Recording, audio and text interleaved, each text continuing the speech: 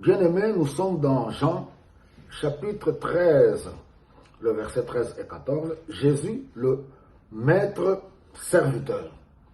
Alors, la fête de la Pâque s'approche. Jésus sait déjà que voilà, il doit passer de ce monde et aller retourner vers son Père.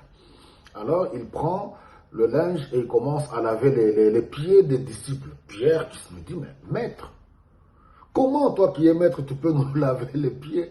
Jésus lui dit, oui, tu vois, tu m'appelles maître, tu as raison. Alors, je voudrais tout simplement vous donner un exemple. Jésus, c'est un pédagogue.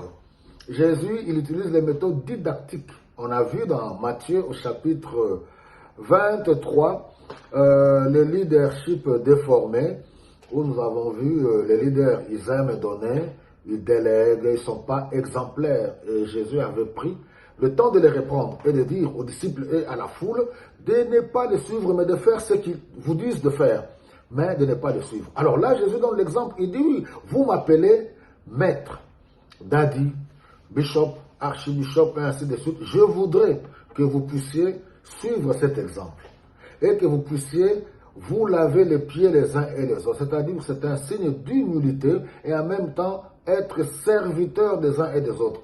Vous savez, à l'époque, quand les visiteurs, après de longues journées de marche ou de voyage, quand ils arrivent, c'est les esclaves de la maison qui s'occupaient de cette tâche méprisable, cette tâche méprisée pour laver les pieds des visiteurs. Alléluia. Alors, nous voyons dans les églises, comme je l'ai dit encore ces quelques jours, les gens, la chair, les gens se battent pour les ministères, pour des postes, pour être vus.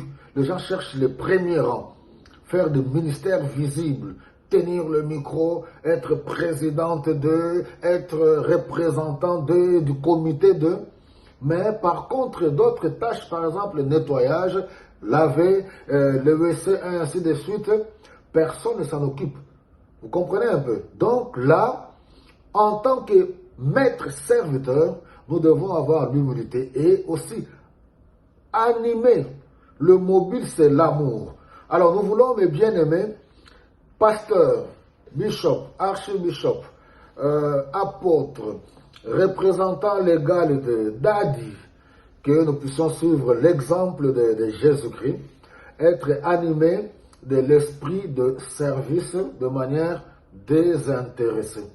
En dépit des avantages que nous avons, nous devons plaire au Seigneur. C'est ça notre préoccupation, notre vraie raison de vivre dans tout ce que nous faisons. Comme le Seigneur Jésus-Christ, c'est de plaire à Dieu. Quand il est sorti du eau de baptême, une voix se fit entendre. Voici mon fils bien-aimé en qui je trouve le plaisir. Et même lors de la transfiguration, vers la fin de son ministère, à la montagne de la transfiguration, une voix se fit entendre. Voici mon fils bien-aimé en qui j'ai mis toute mon affection. Écoutez-le. Jésus-Christ, le modèle parfait du leader serviteur. Jésus-Christ, le modèle parfait du maître serviteur. Donc, que le Seigneur nous aide par le Saint-Esprit